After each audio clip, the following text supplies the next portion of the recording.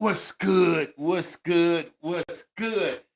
Cowboys fan, it's your boy Uncle Fred back in the house, back in this one more again. And as you heard in my little intro over the music, I don't know if you heard that or not, but yeah, we're gonna talk a little bit about the Cowboys. It's Sunday. It's Sunday.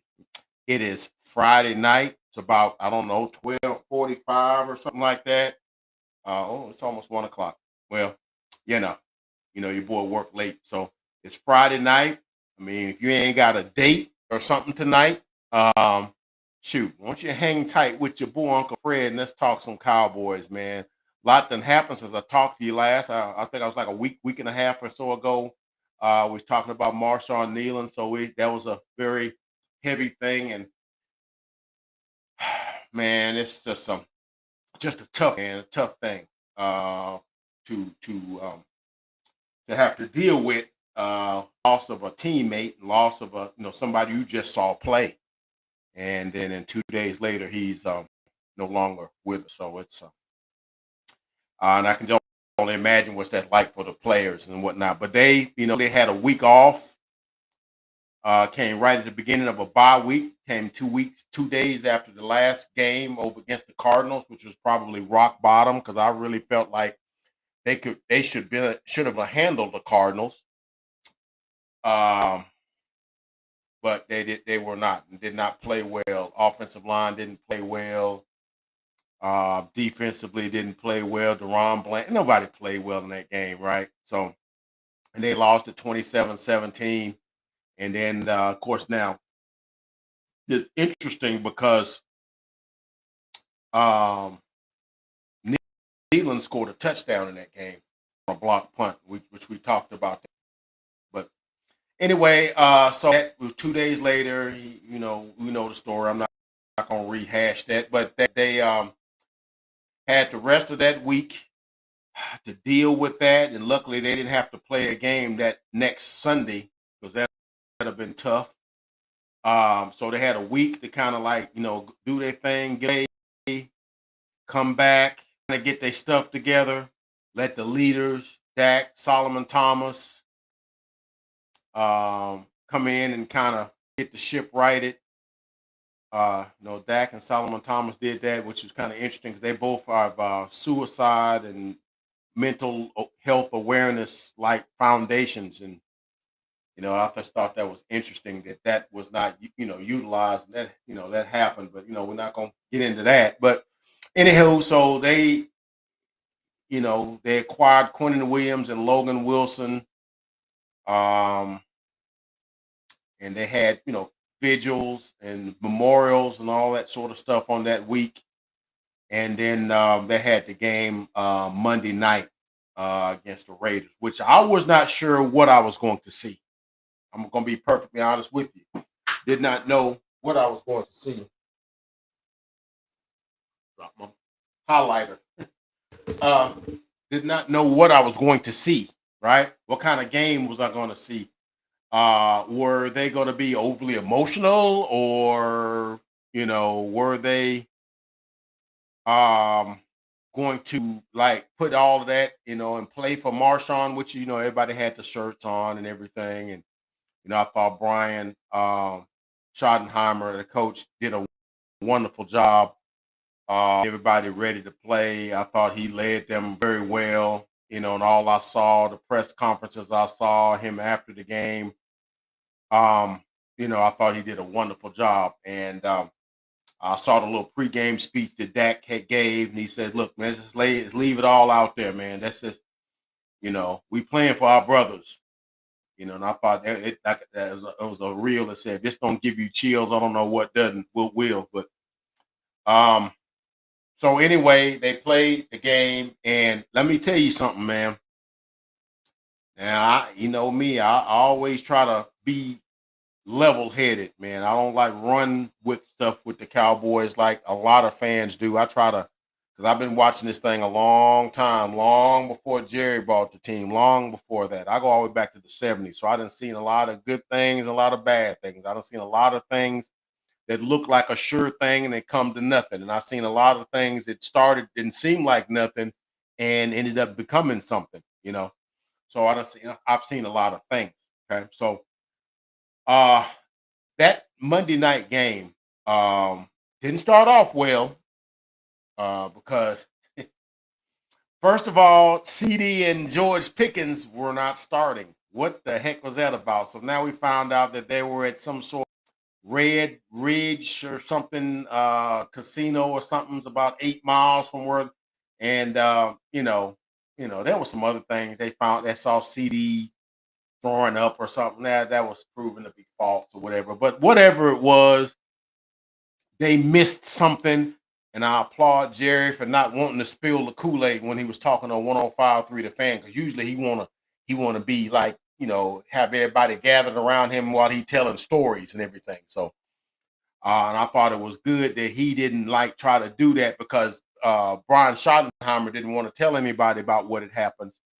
It's just that it was some requirement that they came short of, and the punishment was they would sit out the first series. They wouldn't start the game because when the game opened, I'm like, "What the heck is Turpin? Because he's number one. What are you doing out there?" Then they camera pan to the sideline, and you see number 3 and number 88 on the sideline. I'm like, "What the heck's going on? Did they get hurt?" I don't remember seeing them on the injury report. Then let it be known it was serving some sort of a punishment. Of course, we went 3 and out, whatever. But what I didn't like is that there were people on 105.3 The Fan, which I mean, I kind of like them for the information purposes. I don't like them because they think that, for some reason you got to tell them everything, you know. And I'm like, no, some stuff needs to be kept in house. The reason I'm saying is because, they were talking with Brian um um God, what is Brian's last name? It does the thing with Bosch. I cannot think his last name just escaped me. But anyway, he was on 105.3. He be on there some. He's on there sometimes. And they were like, "Well, I don't think this shows any accountability because they need to come forward and tell everybody like, hey, we came up short, and we're sorry for that, and we all this sort of thing." And you don't know that they didn't do that before the team anyway. They don't have to tell you. They don't have to have a press conference for everything, let you know everything. It got handled by their head coach. The head coach deemed out the punishment. Who knows? They may have apologized to their teammates, and they served their punishment. And they went out there on the field and played well, and and that's the end of it. Let that be alone. No, a lot of these reporters, I don't know if it was um, uh, Brian Broadus. I couldn't think his name for nothing. Some of those guys on 105, whether Bobby Bell, Sean Sharif, or RJ Choppy, one of those guys, they were like, some of them feel like those players owe them an apology. They owe them something. No, players don't owe you jack. All right, they really don't. They don't owe you anything. They owe it to their teammates, and they may have came to their teammates and they talked to the coach. The coach deemed out the punishment. And it was over and done with. So anyway, the game got started that way. They were on the sideline, and then the um, they punted, and of course the Raiders got the ball. Couldn't do anything with it, and so we got the ball back, and then of course now um, we were trying to run the ball quite a bit in that first couple of series. And then of course now they tried to on third down. They tried to some sort of like little dig route to CD Lamb, and the little guy Paul Mao. I thought he was saying Palmar, Palmero, who used to play for the Steelers. Uh, I thought that was. I said no, it's Paul Mao. Whatever lurking underneath, and Dak had the double clutch. And in the round, coming out, looping all around was Max Crosby. Hit his hand ball out. And I was like, man, they can ready to score a touchdown because it was like on the 12, 13, 14-yard line, somewhere like that. And held them to a field goal. It was 3-0. So now from that point, I was kind of upset because I was like, look,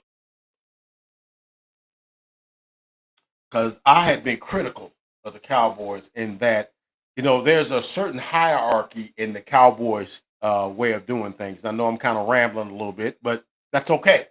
Friday night, and like Vosh said, we ain't doing nothing else, so we may as well just talk, right? The Cowboys have a thing where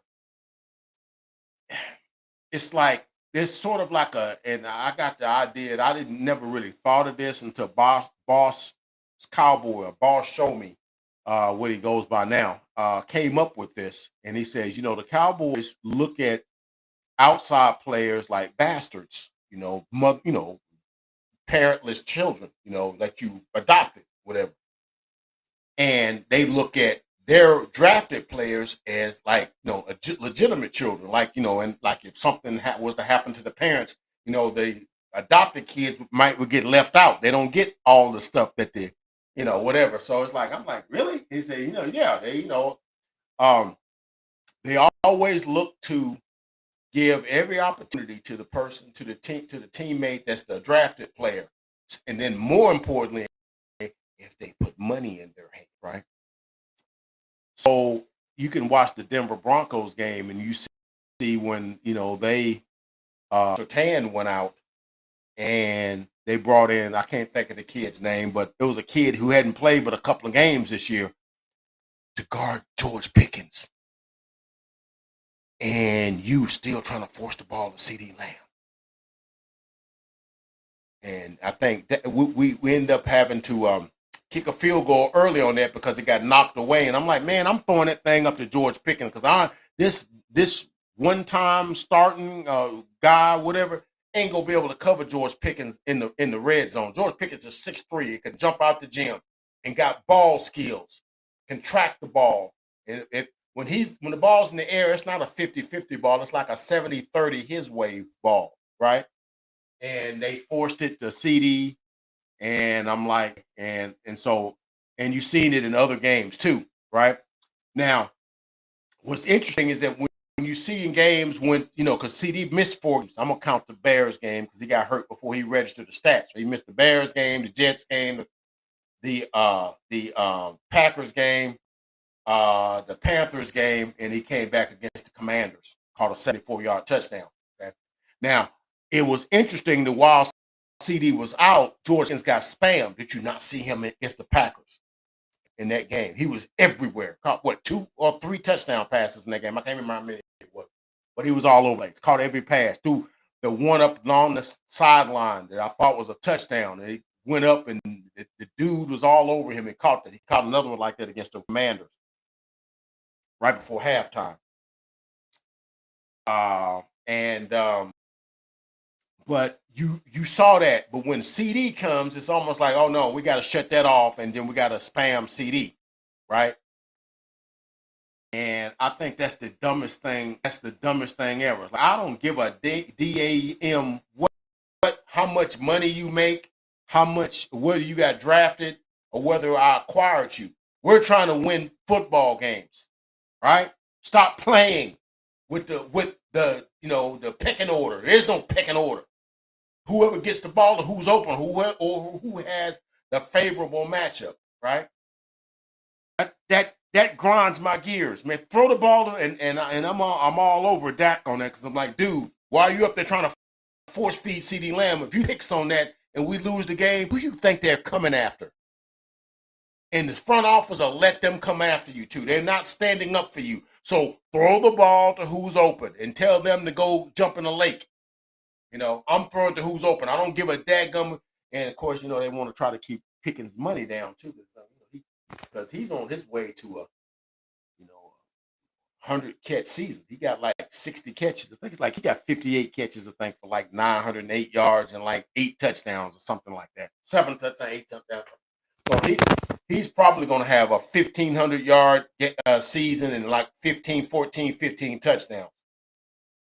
Now, the Joneses would rather him be around, 65, 75, 80 catches for like 900 yards and like 6 or 7 touchdowns because they can we can only give you like 22 million. Nah. El Paso, right? I don't care. I'm trying to win games. We worry about that stuff later. Okay. I'm trying to win games.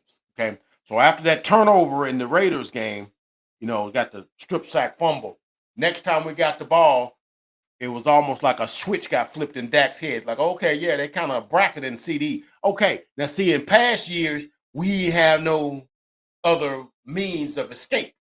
No, we got 5'8" Brandon Cooks, or we got Noah Brown, or some nondescript wide receiver opposite CD Lamb, right? But now we got 6'3", very capable George Pickens. So next thing I know, Pickens for 10, Pickens for 15, Pickens on a dig route, Pickens on a comeback, Pickens on a slant. Seemed like he caught like 3 or 4 passes in a row. Then boom, 24 yards to CD, backing up in the end zone. And it's 7-3 now. And I'm like, okay, that's what I'm talking about, right? And so that kind of set the stage, right? For the game, because CD ended up catching, I think, like 5 catches for like 60. I got it right here. Shoot. I don't even know why I'm up there trying to guess. I got it right. Uh, um,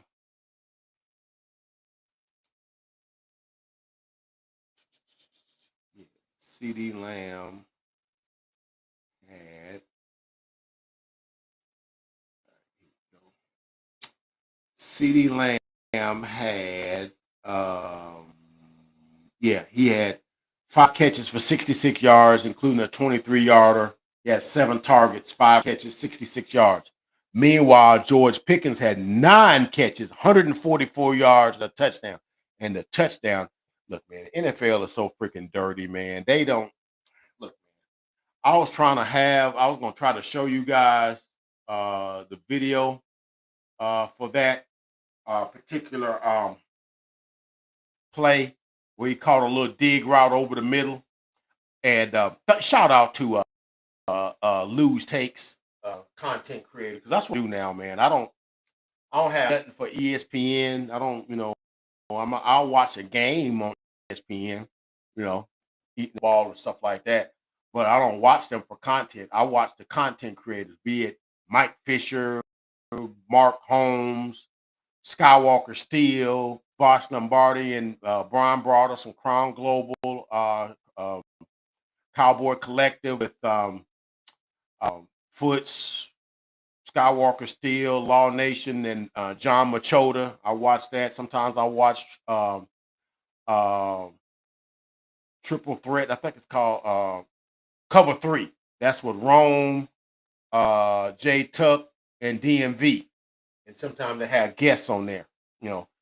So I'll watch Boss Cowboy. I'll watch Landlord. I hope I ain't leaving. Lose Takes. He's another guy. He's kind of new. I'll watch him, but he showed video today showing that touchdown catch by Pickens on that 37-yard catch and run where he eluded the entire Raiders defense. Caught it, sprint to the sidelines, went down. I thought he was going out of bounds. Then when the contingent came, he just kind of like cut back against the grain and went the final 15 yards into the end zone, and then proceeded to bear hug the upright stanchion and got a 15-yard penalty, just like Jameson Williams did the night before, whatever. 15-yard penalty, but Aubrey was still good for it. It was, it made it. I think it made it 24-6. I think. Then they ended up kicking a field goal for halftime, made 24-9. But Lose Takes on that particular thing. Everybody was looking at the pass that Dak threw, the catch that Pickens made, the move that Pickens made to get open, to get free, and then scored a touchdown. But what they didn't show you, and Lose Takes showed it from his film point of view, was that they showed where Max Crosby was fixing to eat Dak's lunch, right? But Tyler Smith looped around because they had some sort of like pull thing going, right? I think they was trying to fake like a draw play or whatever. It's like a play action, right? So they threw it, but then they pulled, and that's kind of how they was able to neutralize um, Crosby. And just before he was about to, eat Dak's lunch, Tyler Smith came out of nowhere and just blam, and it kind of stalemated Crosby for like a second or two. It knocked him down. It knocked Tyler Smith down, but it gave Dak an extra second to kind of, set his feet, get his shoulders square, and make a good throw. He does not make that throw if Tyler Smith don't make that block. Is the point I'm trying to make. And sometimes that's something that gets lost in the shuffle. We look at the pass, whatever, and the throw, the route, and all glory stuff, but a lot of grunt work gets put in to make that play successful, right? So we saw that. So anyway, so what we saw in that game was the changing of the guard. We saw Pickens getting the ball. Now, I know a lot of people wanting to go with this Pickens versus CD Lamb. I'm not trying to get into that. Look, man, CD Lamb is a world-class wide receiver. He's a top 3, top 4 wide receiver, and he's not 3 or 4. Shout out to Rome. That's one of his little sayings. But Pickens is a special dude. Now, he don't have the whole route arsenal that CD Lamb has, right? But the things that he does do, he's dominant in, right? Now in this game, I mean, I'm like, okay, I know he runs slants, I know he runs deep balls and that sort of thing, but nobody knew he had that kind of yak, man. He had and like I said, the NFL is so freaking dirty, and they would make it where you can't see the videos after like a couple of days. They shut them down. You can't see them. It's like they want to hoard everything. It's like you're gonna make money off of this video, and I'm like, no, I'm just trying to show the work that what I saw, and let the people that watch my channel see what I see, right? But there was that pass play, that 37-yarder. Then it was a 19-yarder on third down right after a penalty that he caught it over the middle, cut back, crossed the middle, and scooted down the sideline for about 8-9 more yards. You thought he got tackled, and he scooted down from it. Was ended up being a 21-yard pass play, and it really should have been about a 12-yard. But his yak was like so good. And then after that same play, about 2 plays after that, he caught one over the middle, eluded the tackle, and got down to like the 4-yard line and tried to reach over like he was at the 1-yard line over to the end zone because he was laying on a. And I'm like, that boy, he was getting his yak in. So from that game, you found out that not only does he do the contested tough catch ball, the jump ball, the 50-50 ball, he does those. He does the slants, okay? He does the deep digs, but now he yak. So now we got 2 guys that do yak. With CD Lamb is like a yak master. Yak meaning yak yards after catch. In case you're a novice and don't know what I'm talking about tonight, right? So I was real happy to see that Dak went to CD Lamb went to Pickens as much as he went to him.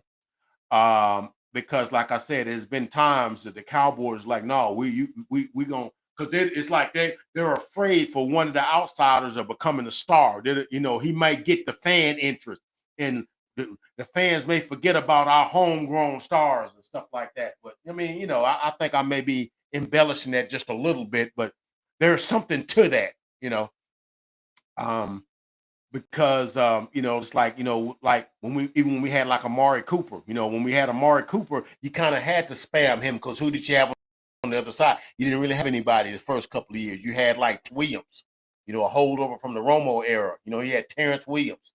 He's not a star. He's like just another dude. He had some good moments. I think he had a touchdown in the Detroit Lions in the playoff game that we won in 2014. So he's for us. But he's not Amari Cooper, not a first round pick, nothing like that. But as soon as we drafted a guy, Michael Gallup, they sent Amari Cooper packing, and they paid Michael Gallup. And then Michael Gallup didn't turn into anything, and they looked foolish doing it. Okay, so there's other examples of that, But I think this is evidence that the Cowboys are doing some things different. So shout out to George Pickens, man, for doing what he was doing. And so, and another thing I was interested to see in this game was how our newly found defensive players. Now, we added about 5-6 defensive players for this game. Some players we're getting back from injury, and plus some guys we acquired, like Quinnen Williams. Now, that's the dude I want to see. Big Quinnen. He took 92. Now, people might not know this, but I know it. That's the number he had when he was at Alabama, Roll Tide, won national championship. I want to say in 2017. He was on that team with Devontae Smith and Tua and all of those guys. He was on that team, right? Number 92. And so on the Jets, he was 95, but Kenny Clark has that number. So, Kenny just got here. It's like, I'll take 92 because that has significance, right? I like the fact that Quinnen Williams, and I heard his interviews, man, he's such a stand-up dude, got his head on straight. I like that he and Dak hit it off right off the gate because he's gonna be the leader on our defense. Okay. Let's just face facts. He's going to be the leader on defense. Okay. We really don't have a leader on defense. Michael might have been the de facto leader after we got rid of D-Law. So we really didn't have one. So Quinnen Williams, decorated first round pick, probably the best interior D lineman in the game, if not 2, 3, 4. I'm going, Dexter Lawrence. I might go Quinnen next. There's some other dudes, but I think them the guys right there that I'll go with. Vita Vey, he's kind of a straight one tech, 360. I think Quinnen Williams only like 310, but he plays bigger than he does. And he's, massive in the middle, right? And so what that allowed us to do, because I've kind of watched it, that kind of gave us some different things that we could do with our defense line. So what we started doing is running a 5-man line because that does a couple things, because that allows us to have strength in the middle, and then you put your edges on the outside. That would have been perfect for Marshawn Kneeland, man. If, they would have probably Osa, Quinnen, and then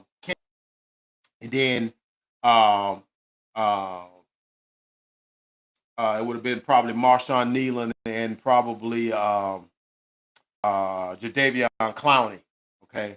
But we got to go DJ Easy Rock as a Raku now on one end, and probably Jadeveon Clowney on the other end.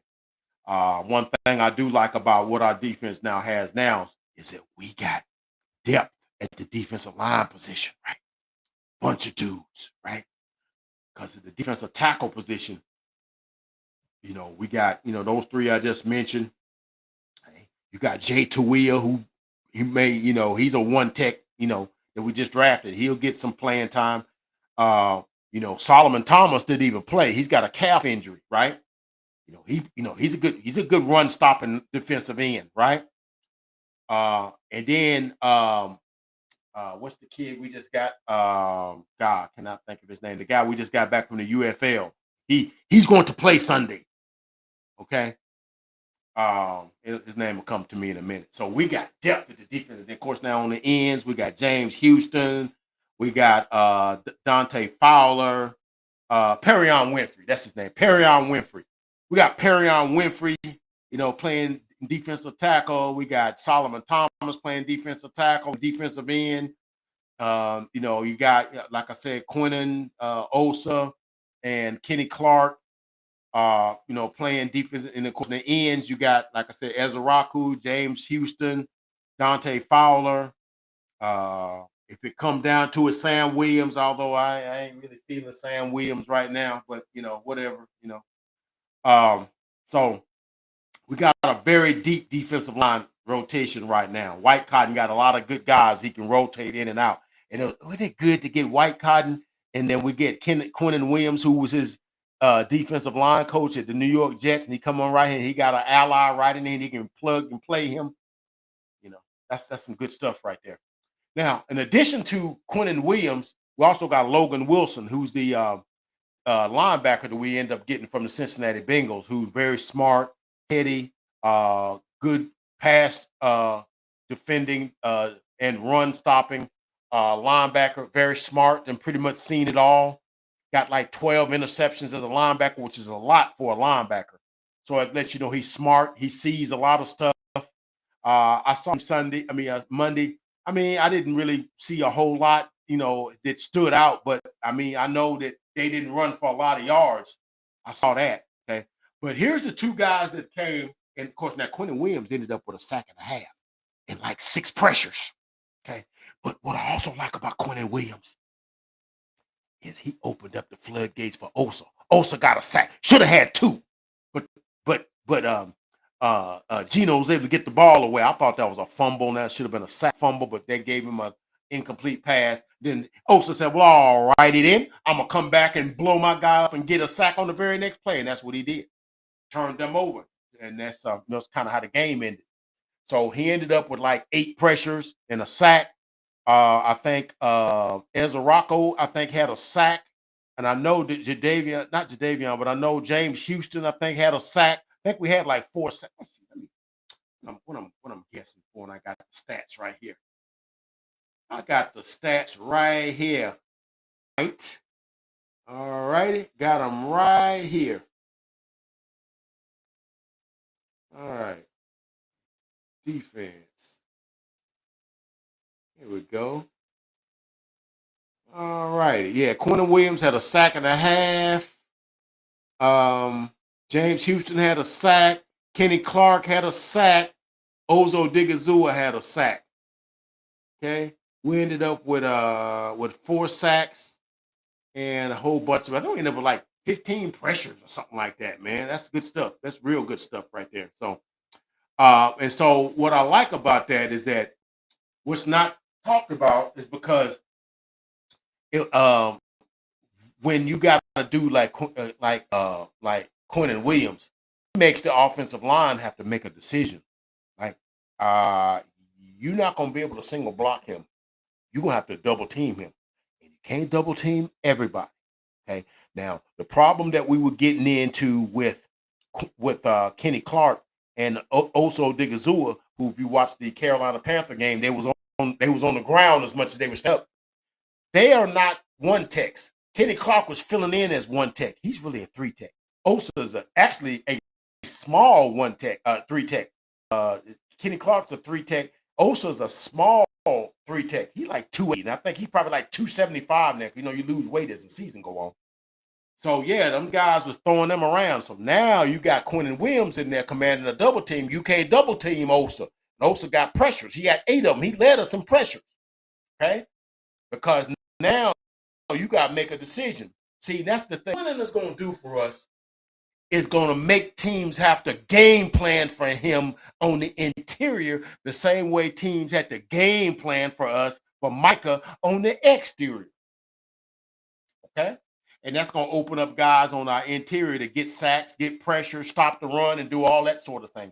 Because I'm telling you something, what he allows us to do, we can pretty much control teams with our front 5 defensive linemen, run 5, and we can drop 6 in the coverage.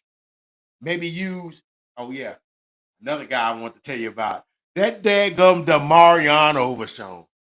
If that is not an impressive young man, number 0, man, he just basically said after the game, and wish I could have gave you that little sound bite. If I can find, let me see if I can get this.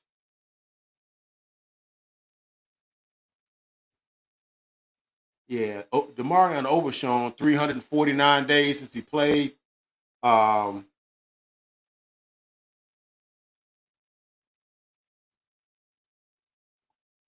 And I thought he played well. For what it's worth, he basically told you that in the interview, if I can find it,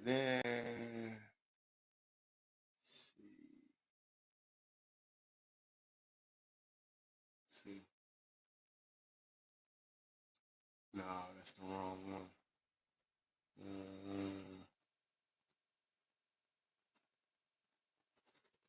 Shoot.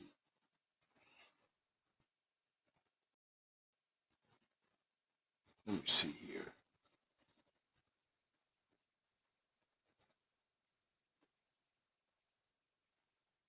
Here we go.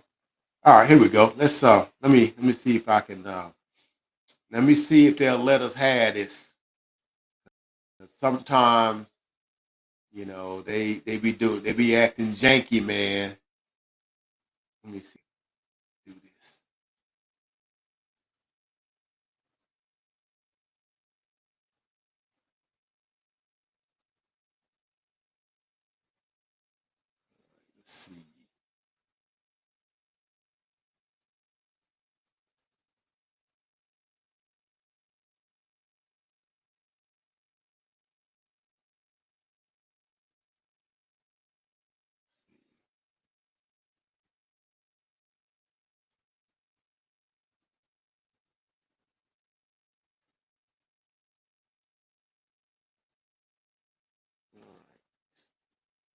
Here we go. Media.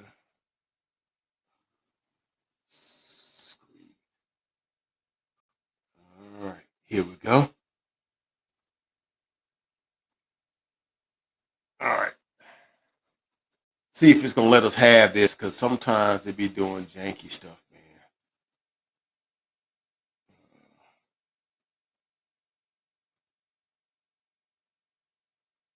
All right. Let's watch this. See if they took it down.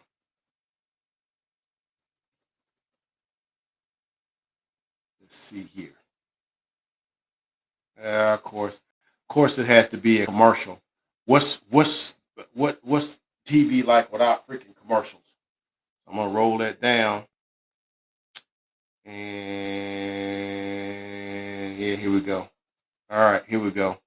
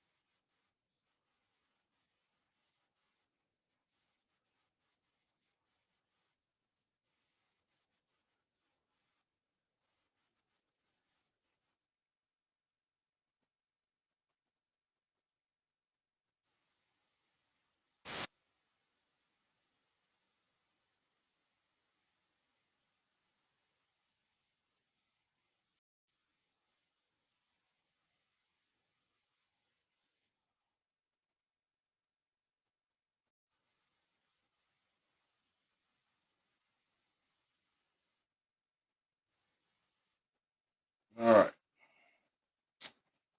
All right. Let's get back to the change that bad boy back to this here.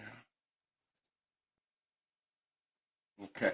All right. So ran a little long. It did to the part what I wanted. He was talking about. He didn't think he played that well, played more athletically than he played, like processing and stuff like that. He said that'll come, but man, how you not like that dude, man?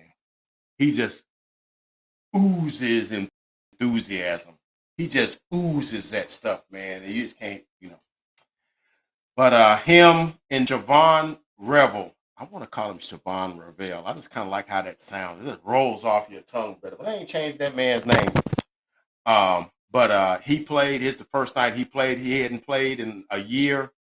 He been on. He got hurt last year in college. This is his first pro. Uh, action. I think he played about 19 plays.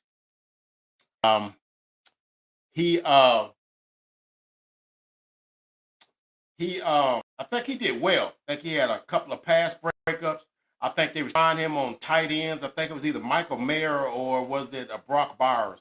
They tried to throw one deep to him on the left corner of the end zone, and he was able to stay right there with him and knock the ball down. Now, I'm gonna be honest with you, I wasn't that high on him in terms of like what he was going to provide for us this year because I'm like, man, give that dude a red shirt year, man. He hasn't played since last September. Okay. And he ain't played in over a year, and this is his first time playing pro ball. Why would you want to, put all your eggs in that basket, right? But his dad was on a couple of shows, and he was like, "Hey, man, that kid's ready. He's ready, man. I'm not just saying it because he's my son. I'm just saying it because he's ready. He's going to intercept some passes. He's going to make some pass breakups. He's going to do some great things." I'm like, "Oh, okay, all righty then." So much for you know coming out, taking it lightly or taking it, you know. But I put a little pressure on him. But he's a big corner too. He's like 6'2" and over 200 pounds. So you can put him on a tight end and not get booked big boy, right? I'm just concerned because he did have a knee brace on, so did over. I'm just concerned that stop, start, cut. Guys gonna be one saying, let me see how good that knee hold up. But he did show me some good stuff Monday night, so I'm excited about him. I'm excited about Logan Wilson. I'm definitely excited about Quinnen Williams, and so Cowboys ended up. Let me give you the stats. We're gonna talk about the game because this game is water under the bridge, man. Let's see here. Cowboys ended up with 24 first downs, 381 yards. Dak Prescott was 25 out of 33 for 268 yards, 4 touchdowns, no interceptions. We passed for 268 yards, so it was like one sack for 1 yard, and we rushed for I want to say like 90 yards. I want to say it was like 90 yards because they had. And something that the Cowboys did do, they no, actually we rushed for 114 yards. One thing the Cowboys did do, and they held the Raiders to 27 yards rushing, okay, with Ashton Genty. Now, if I recall, Ashton Genty was talking and smiling all through leading up to the game, but there was going to be a lot of opportunities for him to run the ball. And So, but he was not able to do any of that, right? I think he rushed for Geno Smith led him in rushing with 14 yards. All right, Geno Smith led him in 14 yards rushing. Okay, so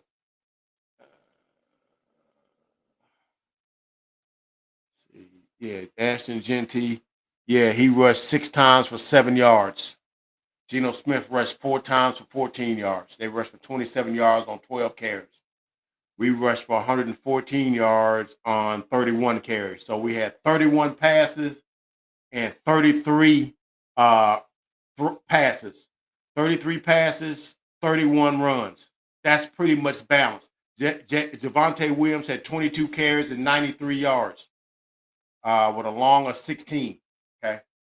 And we even got Malik Davis, who's I think he's going to be the running back too. So much for Jadon Blue. He had 4 carries for 20 yards. Almost scored on a play in the second quarter there, third quarter.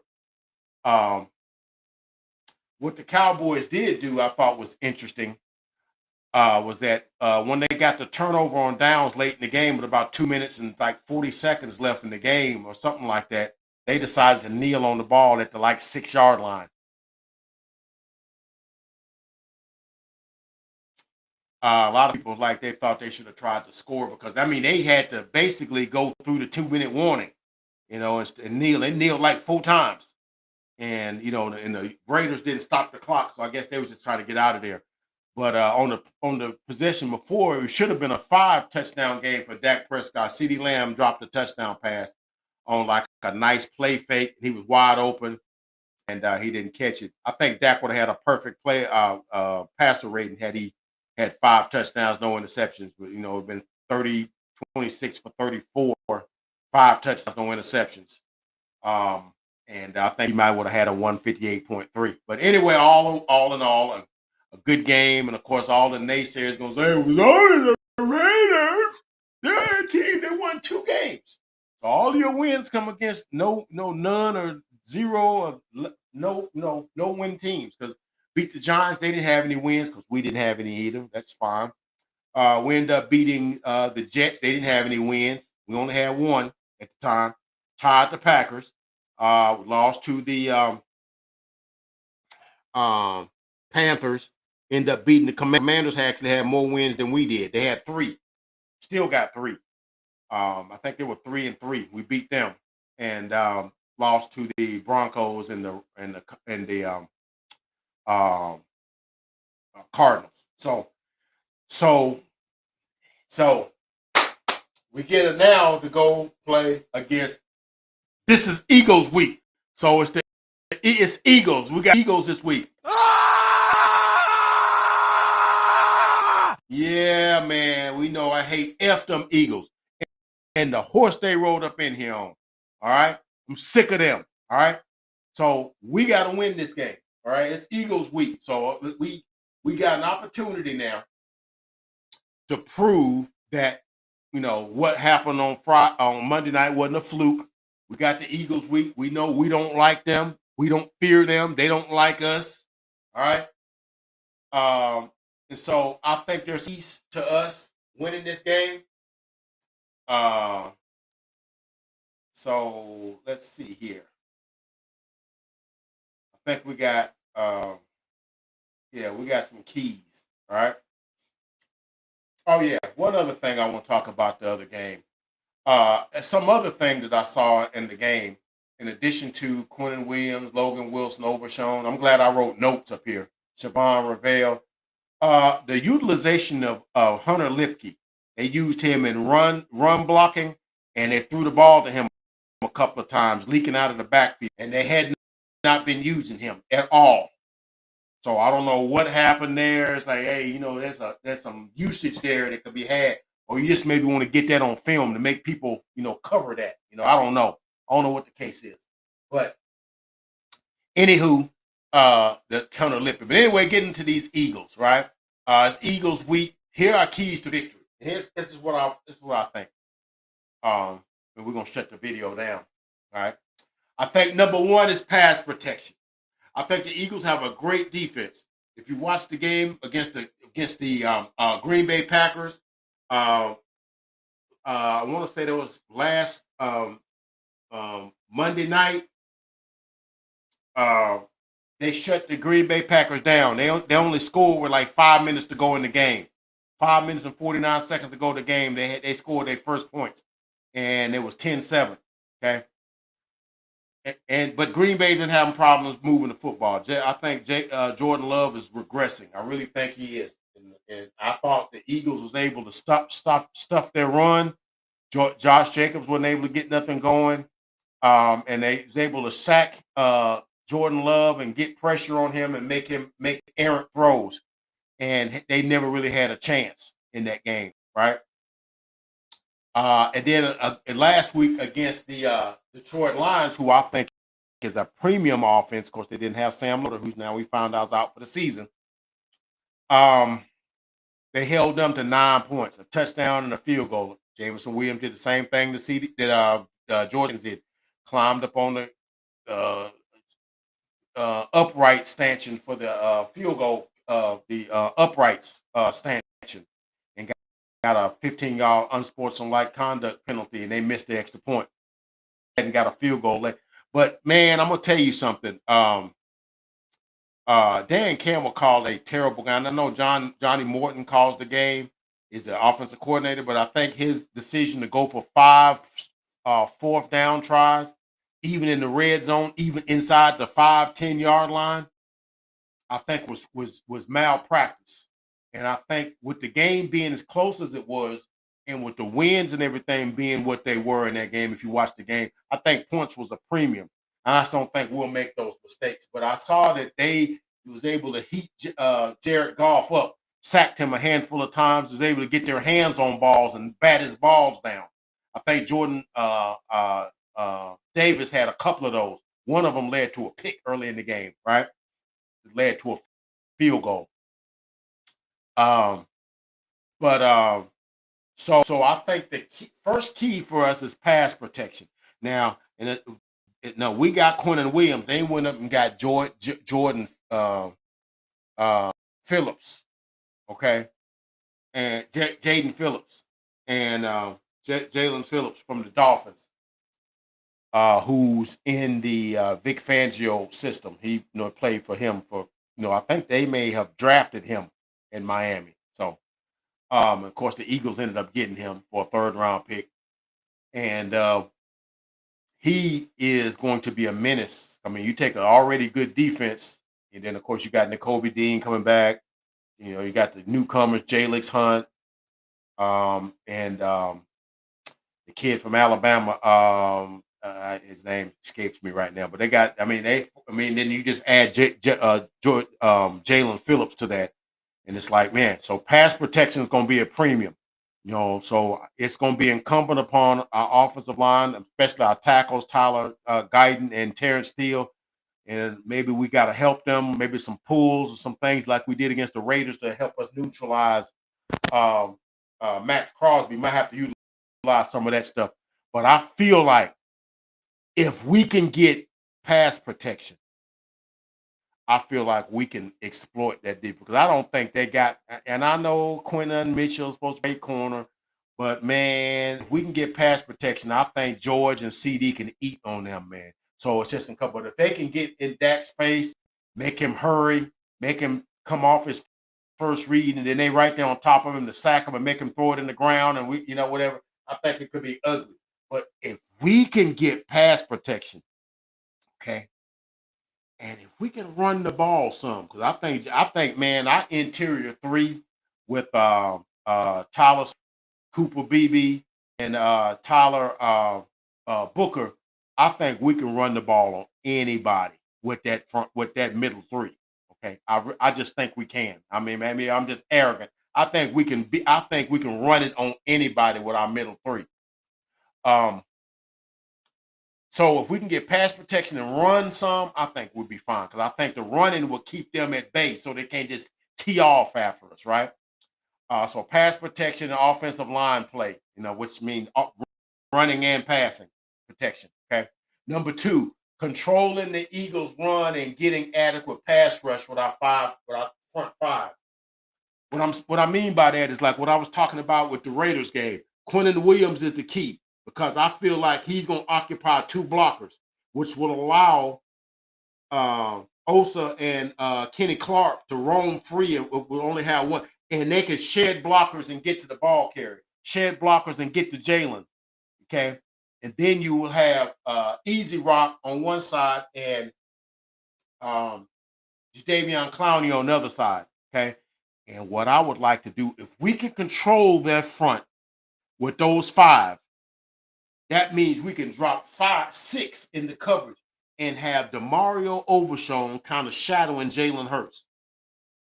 If he decides to break the pocket, you just take off and go get it. Okay. You just take off and go get it. But you just hang back in that deep in that shallow zone right there to catch, like if they dump it off to Saquon or something like that, or the shallow tight end passes. If he's trying to dump it off or whatever. But if it looks like he's going to take off, you just make a beeline and go run him down. I think if we can do that, we can control their offense. Okay, the offense ain't really been doing that much. They've been winning with defense and special teams. Okay, if we can control them with our front with those 5, and we can drop 6 in the coverage, I think we can control their offense. Okay, 3. Can our young corners hold up? And I'm talking about Seatbelt. I'm gonna give him Seatbelt because he played like 50 plays in Monday's game. And I cannot think his last name, but he was the guy we drafted last year in the 5th round out of Wake Forest. Ain't got a guess right here.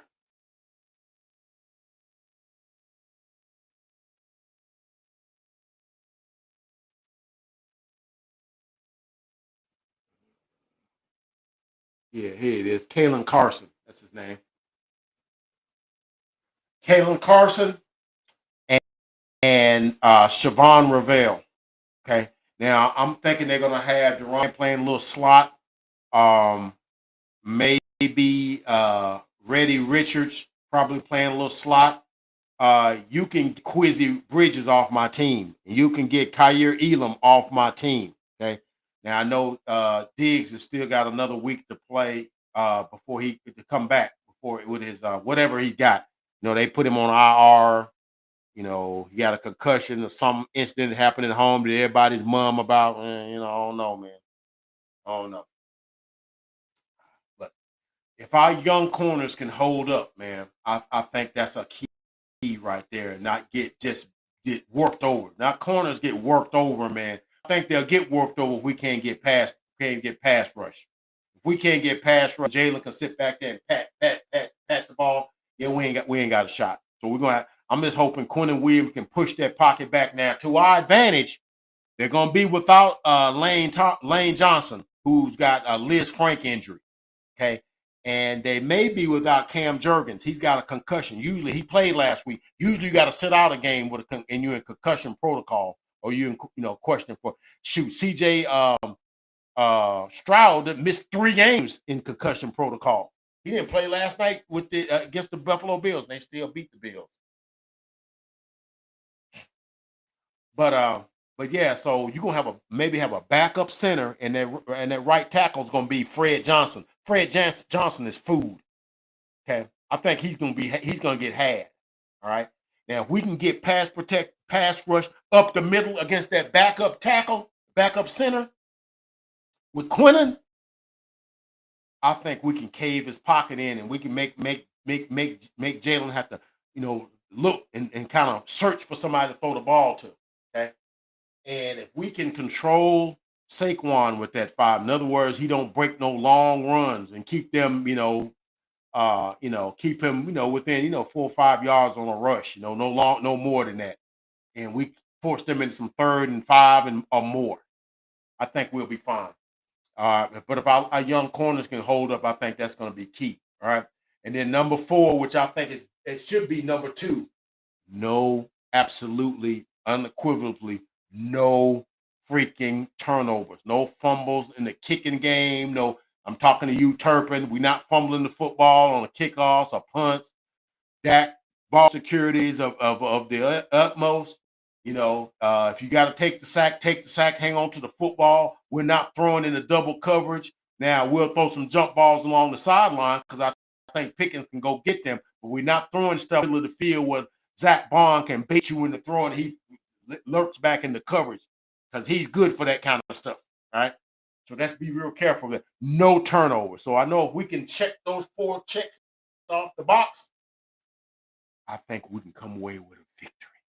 All right. I think we can come away with a victory. Oh no.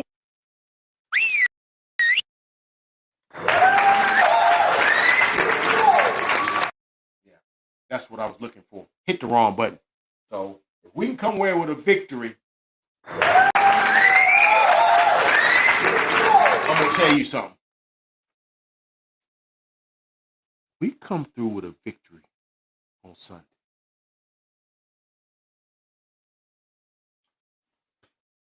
Your boy fixing to act a fool. He gonna come on here and act a plumb fool. Okay? You ain't gonna recognize me. I'm gonna be talking so freaking daggum crazy. You ain't gonna know who I am. All right? I'm just saying. Your boy finna act a fool. All right? Let us win this daggum game. And you gonna see Uncle Fred act a daggum donkey. All right? I'm just letting y'all know. If we win that game, I don't care if it's 31-30, 24-21, 23-21, 22-21. If we win this game, I'm finna act a donkey. Bank on it. All right? Anyway, man. Eagles week, F them Eagles, and the horse they rolled up in here. And so maybe we can make them crack because we know they got some internal pressure. Apparently, don't nobody like their quarterback. Apparently, nobody like the offense. We know A.J. Brown is pissing a fit every game because he ain't getting the ball. I think he got like about 20 some odd catches or something like that. I hope we force them into a nervous freaking breakdown and they lose the rest of their games. I hope we're the catalyst that pushes them right on over the edge and down an embankment, burst into flames. Yeah, that's right. I said that. But anyway, that's all I got, man, today, man. Thank y'all for rocking with me night. I'm gonna put the video up and you know, so those can watch it. Stay tuned because we'll be on probably about 9 o'clock in the tomorrow. Me and TK to do our pick'em show about like 9 o'clock, 9:30, something like that. And so we'll pick all of our NFL games, and we'll have a different backdrop. Oh, y'all like my new digs? Y'all like my cowboy backdrop? I love it, man. I love it. Make you feel like you in Dallas. You know what I'm saying? So anyway, I hope y'all like that, man. So I got some other ones I'm gonna try to use for different things, but hope y'all like it. But anyway, man, please like, comment, and subscribe to the Uncle Fred Sports Experience. I guarantee you will not be disappointed. Anyway, that's all I got. God bless you guys. Catch you guys on the next video.